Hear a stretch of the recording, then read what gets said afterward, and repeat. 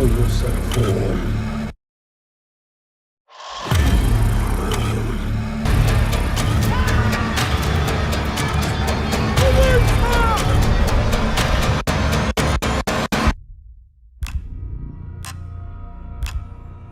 Welcome back. Today I will recap the part 2 of 2023 horror thriller film named The Gates. Before we start, it is a request to please like and comment on the video as it will help us to grow our reach. Frederick then fixes the machine and switches it on, and says he is now allowing the atmosizer to charge the air for a while. Alberton says assuming that if it works, if he asks him to stop it, he will have to do it, because sometimes, the traditional methods are still the best ways. He then hangs threads from a sacred cloth at the door, and tells him that it's a way they can see the spirit as it enters to join them. Frederick says he comes to the table with the science, and he is dangling a bit of string, to which Alberton says at least his methods have a proven track record, unlike his machine.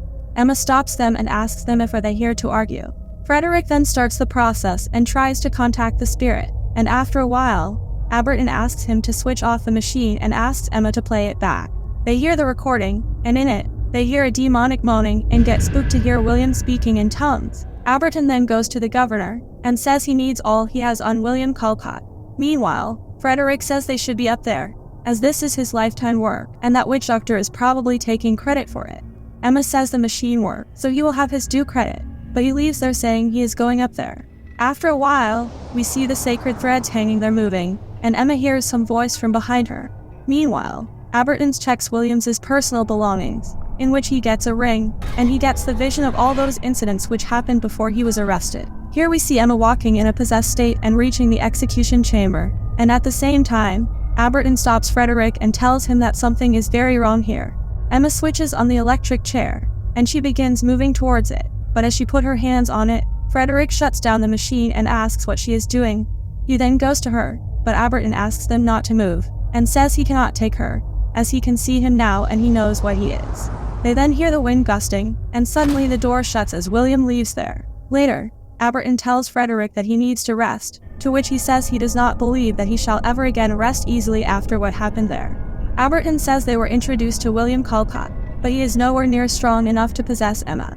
He also tells him that Emma is special, to which Frederick says she is, and her safety is his first concern.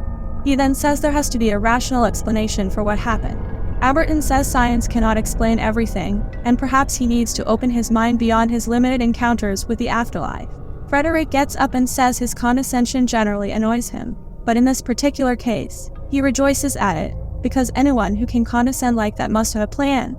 Alberton says no plan yet, but he must leave his machine switched off, for now at least, because they can't risk drawing him out until they are organized. Later, we see footsteps approaching Emma, and as she opens her eyes, she gets terrified seeing William in front of her, but he disappears the next moment, and she gets relaxed seeing Frederick sleeping beside her on a chair. The next morning, George's wife Marie visits the prison and asks John about his husband. He goes to the governor and says George's wife is quite angry, to which he tells him to get rid of her. He goes back and tells her that he can't let her in, as they have had a fire. Marie asks him if he wants her to believe that, and says either he opens the door, or she is going to tell his wife all about his affair. With no other way out, John sneaks her inside and tells her that there is something strange going on in here.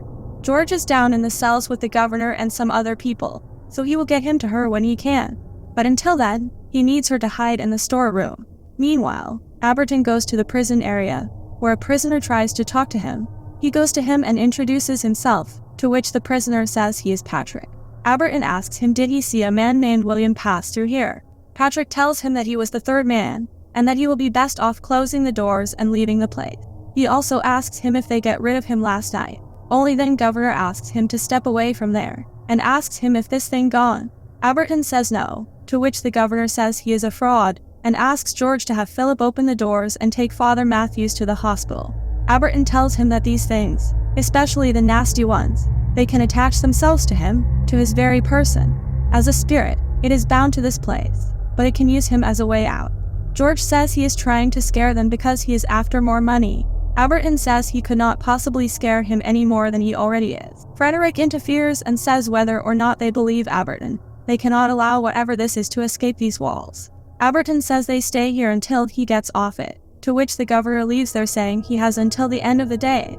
Another prisoner, Rufus, then says that he is going to die down here, like all of them. Aberton says he knows that given his current situation, he may not care about anyone or anything, but he does. He doesn't even know him, but he is down here keeping his soul safe from an eternal entanglement with evil. Rufus gets up and says he will die, like him, to which he says not like him, because if he is in a place like this, he is going somewhere bad when his number is called, but until then, his soul is in his hands. Later, he investigates William's cell and finds a symbol there, and tells them that this was used to communicate. Emma asks with what, to which he says that is the question. He then goes to 𝐀𝐋𝐖𝐀𝐃, the prisoner in the opposite cell of William's, and asks him if he ever spoke to him. He says once or twice and says he is back. Aberton asks him why did he say that, to which he says if he tells him anything, he will come for him. Aberton asks him what does he know, and while he is still alive, there is always time to redeem his soul.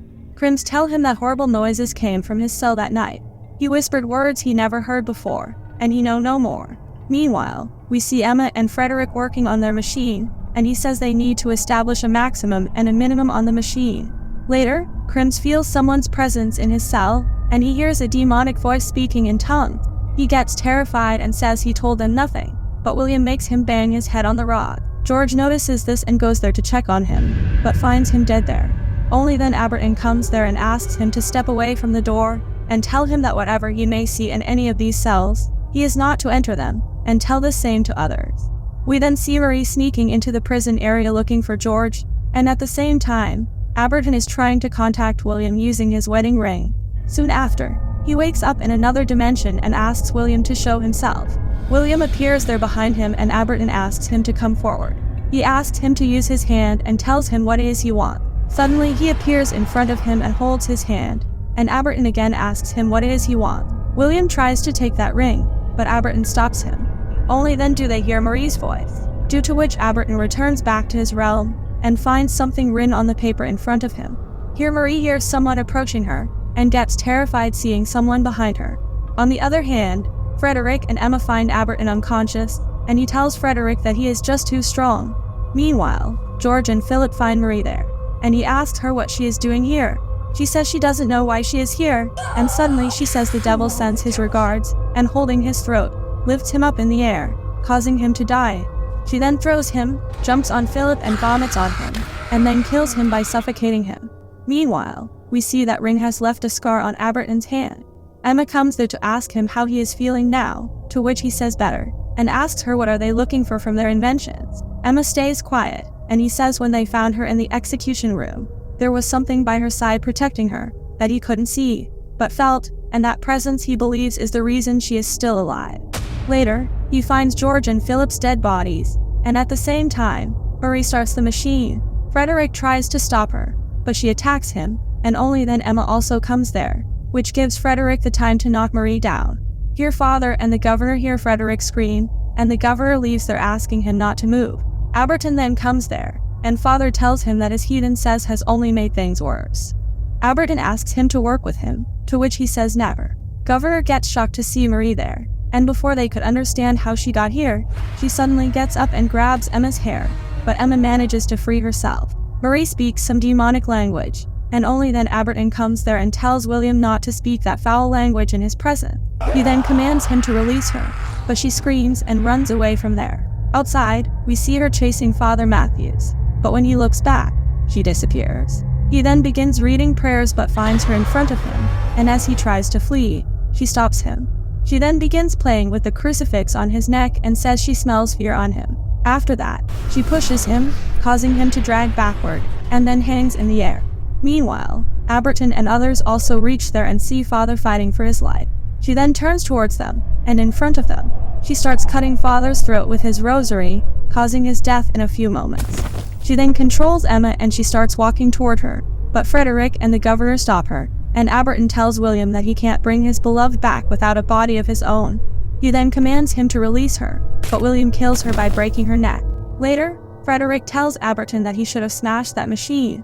He had no idea that the invisible world could be possessed of such evil. Aberton says they all need to leave this place. People are dead because of what he told them to do. He has never faced a pure unrelenting evil like this. This William has knelt at the altar of ancient darkness. He made a deal when he was still alive, and he intends to honor it. He then shows them the scar on his hand, and Frederick gets shocked to see it. He says he shall remain and draw him out, and when he does, they will all leave. Hearing this, Emma says either they leave together, or they stay together, but Aberton says they must leave. Frederick says their machine gave the creature power, so what if it was possible to reverse the process? Emma says drain the atmosphere instead of charging it. He then tells Aberton that the three of them will work together to finish the job. After a while, Aberton tells them that the usual approach is to draw the spirits out somehow, lure into a sense of strength and security, then attach or bind it to an item, something symbolic of their life. Emma says they can use his ring, to which Aberton says he has tried. The ring holds too much energy from William's life, and it's a source of power for him. Emma says they can use the key that locked him away, and Frederick says they have to find a way to bring him close.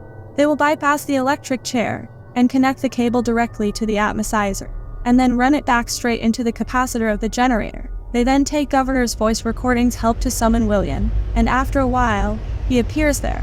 Aberton asks Frederick to start the machine, and as William moves towards him, Aberton says he binds him to this key in death, as it bound him in life. William angrily walks towards him, so Emma clicks a photo to distract him, and Aberton gets a chance to put that key on his head, causing him to disappear from there. However, he notices that it's inside him now, so he touches the machine and Emma switches on the capacitor, and finally, they manage to defeat William.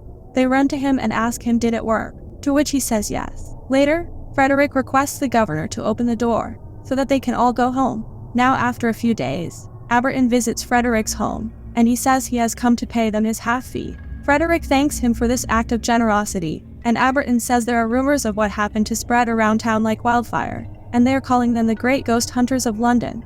He then asks them what next for the Great Ghost Hunters of London, to which Frederick says he thinks for the time being, they are going to resume their careers as post-mortem photographers. Aberton tells him that his associate is very interested in speaking with him again. He also gives a book to Emma, communicating beyond the thin veil of death. He then thanks them and was about to leave, when Emma asks him what happened to the key, to which he says it's exactly where it needs to be, locked away in the darkness, where no man should ever go looking. Later, we see Aberton wearing the wedding ring, and the movie ends as William says, "Soon my love, please like and subscribe to my channel and click the bell icon never to miss new video updates." Thanks for watching.